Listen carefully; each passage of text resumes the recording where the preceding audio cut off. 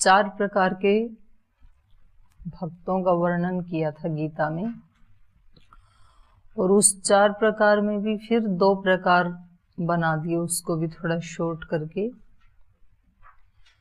एक प्रकार के भक्त वो हैं जो अनन्य चित्त से अनन्य भक्ति करते हैं, ईश्वर के अतिरिक्त और किसी को अपना आश्रय, अपना सहारा, किसी को विश्वास का आधार नहीं मानते हैं। तो वो जो नित्य युक्त योगी हैं, उनका योगक्षेम स्वयं ईश्वर निर्वहन करते हैं। और दूसरे वो बताए थे जो भिन्न भिन्न कामनाओं से भिन्न भिन्न देवी देवताओं की पूजा करते हैं, लेकिन करते श्रद्धा पूर्वक ही हैं। तो जो वो श्रद्धा से अन्वित होकर के अलग अलग रूपों में भी जब ईश्वर की पूजा करते हैं, तो यद्यपि वो विधि उनकी ठीक नहीं है, अविधि पूर्वकम कहा उसको, यजंती अविधि पूर्वकम। ठीक विधि तो यही है कि ईश्वर ही एकमात्र सर्वव्यापक है और वही सर्वोपरि है, लेकिन फिर भी वो अलग अलग देवी देवताओं की भी श्रद्धा पूर्वक यदि भक्ति करते हैं, तो यहाँ ईश्वर कहते हैं कि उसको मैं अपना ही मान लेता हूँ और उनको उनकी उस कामना की पूर्ति की जाती है। एक प्रसंग चल रहा था जिसमें आपका कोई प्रश्न है तो पहले पूछ लीजिए। जी प्रणाम दीदी। जैसे इसमें कल चर्चा हुई थी कि जो हम जैसे कार्य करते हैं, चाहे वो शरीर, वाणी, मन आदि से, तो वो ईश्वर की पूजा है। तो उसमें खाली भाव, जैसे कि ईश्वर के प्रति एक अच्छा भाव कि हाँ ये जो मैं कर रहा हूँ, चाहे अच्छा कार्य कर रहा हूँ, बुरा कार्य कर रहा हूँ, ये मतलब ईश्वर की प्रेरणा से कर रहा हूँ, ऐसा मानते हुए कार्य करे तो ईश्वर की पूजा। या फिर पूजा करते समय आप क्या करते हो पहले वो बताओ।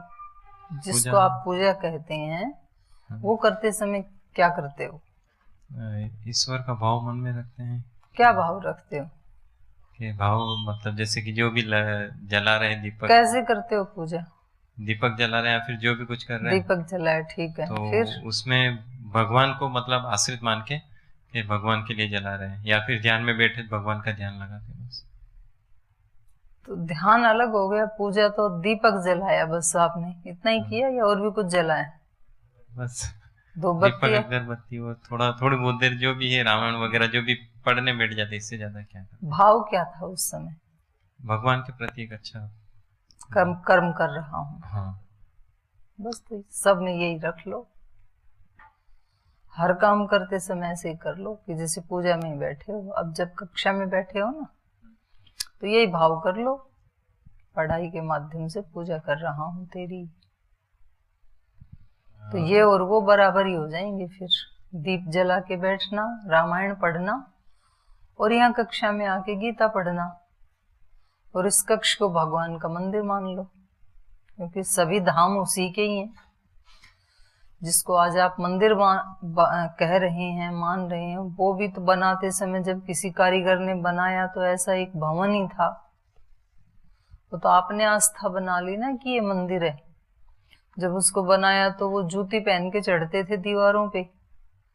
उसकी ईंट की चिनाई करते समय कौन से वहां चप्पल निकाल के जाते थे। उसको बनाते बनाते बीड़ी भी पीते थे, चाय भी पीते थे। उसका फर्श डाला तब भी चप्पल जूते पहन के डाल रहे थे। तो एक सामान्य भवन था। अनेक लोगों की भावनाओं ने मिल करके उसको मंदिर बना दिया।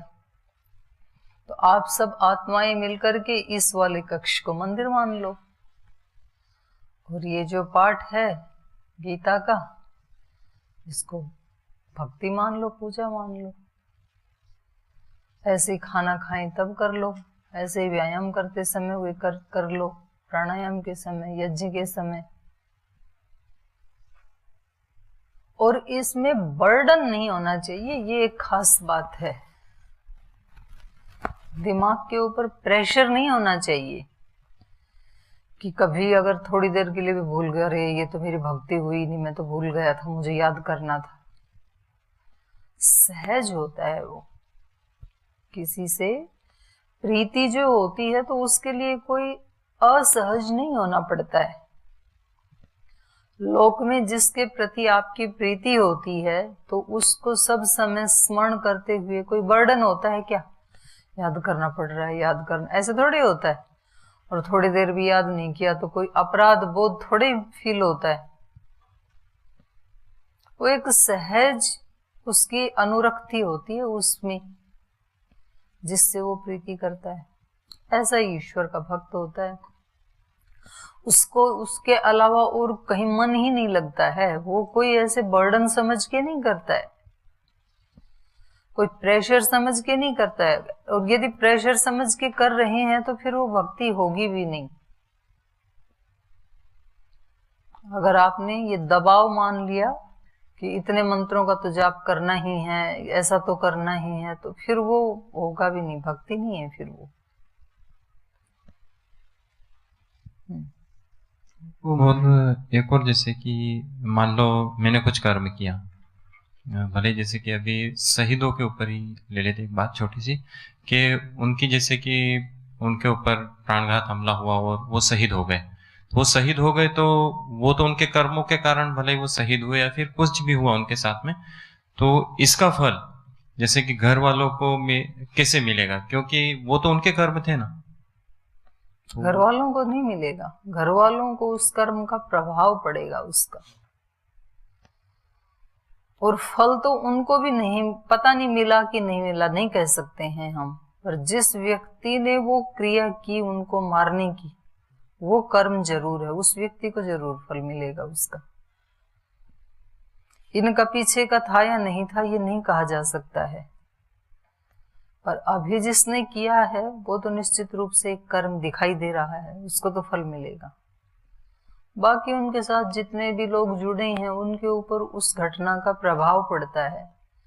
जो ज्यादा क्लोज जुड़े हुए हैं उनके ऊपर ज्यादा प्रभाव पड़ता है, और आप जैसे जो दूर से जुड़े हुए थे, भावनात्मक रूप से जुड़े थे, नाम भी नहीं जानते थे, शक्ल चेहरा भी नहीं जानते थे, लेकिन भावनात्मक रूप से जुड़े हुए थे कि वो हमारे राष्ट्र के रक्षक हैं, हमारे हितैषी हैं, हमारे अपने हैं, तो हमारे ऊपर भी प्रभाव पड़ रहा है।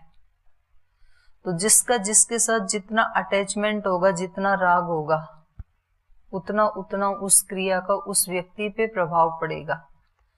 जिसका अटैचमेंट नहीं उस पे प्रभाव नहीं पड़ेगा। जो एक सीमा रेखा के उस पार है उसके ऊपर कोई प्रभाव नहीं पड़ेगा। आप रोज तो न्यूज़पेपर में पढ़ते हैं, वहां एक बस पलटी, इतने लोग वहां पर उसमें मारे गए, आप पढ़ लेते हैं और आराम से अखबार को साइड में रख के खाना खा लेते हैं, कहाँ प्रभाव पड़ता है। और जब वहां नीचे लिखा होता है आपके गांव का नाम, उस गांव की बस पलटी और वहां इतने लोग, तो फिर थोड़ी देर के लिए धड़कन रुक जाती है कि उसमें कहीं कोई हमारा तो नहीं था, और झट आप फोन करते हैं। तो प्रभाव है उनके परिवार के ऊपर, उसको फल नहीं कहेंगे। एक होता है कर्म, एक कर्म का फल, एक उसका प्रभाव। तो फल तो केवल कर्म करने वाले को मिलता है, कर्म का फल, प्रभाव दूसरों पे भी पड़ता है। और हमारे देश में जैसे कि पति और पत्नी होते हैं, तो अब पति पत्नी जैसे कि मान लो पति यज्ञ कर रहा है या फिर और कुछ भी ऐसा धार्मिक कार्य कर रहा है कुछ भी, तो उसमें माना जाता है कि दोनों मतलब बराबर के भागीदार है, भले वो पत्नी करे या फिर ना करे। तो इसको कैसे मानेंगे हम? दोनों का संयुक्त कर्म है। कर तो रहा पति, खाली पत्नी थोड़ी कर रही, वो भी तो सामग्री डालती है, साथ में बैठी है। नहीं, पर बैठना भी तो कर्म है।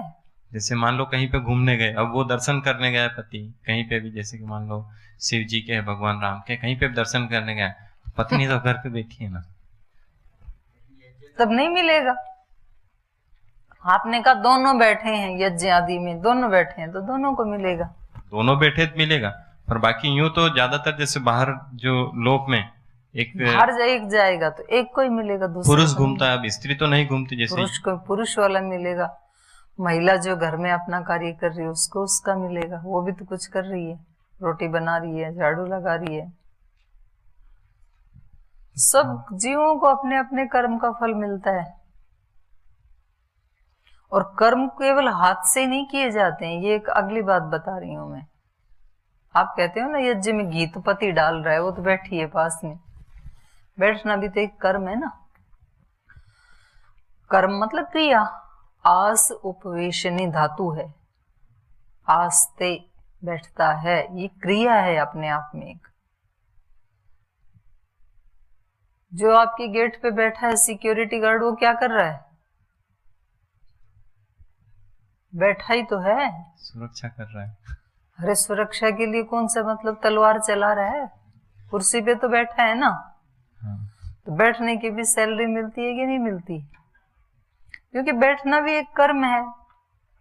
खड़ा रहता है तो खड़े रहना भी एक कर्म है। सीमा पे सिपाही क्या कर रहा? खड़ा ही तो है। युद्ध तो जब कभी होता है उस समय उसको हथियार उठाना होता है, उसके अतिरिक्त समय में तो खड़ा है वो, लेकिन खड़ा होना भी तो एक कर्म है ना। तो जो जैसा कर्म करता है तो कर्म का फल उसी व्यक्ति को मिलता है, लेकिन उसका प्रभाव जितनी उसकी रेंज है उतने लोगों को उसका प्रभाव पड़ता है। एक जो शहीद, एक जो राष्ट्रभक्त सिपाही है, वो पूरे देश के साथ जुड़ा हुआ होता है, एक तरह से वो राष्ट्र की संपत्ति है। उसके साथ जो भी घटना घटित होती है, अच्छी या बुरी, उसका प्रभाव पूरे देश पे पड़ता है। कुछ व्यक्तियों का व्यक्तित्व ऐसा होता है ना जो पूरे राष्ट्र से जुड़ा होता है। एक खिलाड़ी है जो राष्ट्रीय स्तर पर खेलने के लिए गया है, तो उसका व्यक्तित्व पूरे राष्ट्र के साथ जुड़ा हुआ है। तो यदि वो जीतता है तो सोचते हैं भारत जीत गया, वो हार जाता है तो भारत हार गया। उसके जीतने पर पूरे देश के लोगों को खुशी होती है, उसके हारने पर पूरे देश के लोगों को निराशा होती है। तो ये है प्रभाव और वो है फल। जी धन्यवाद।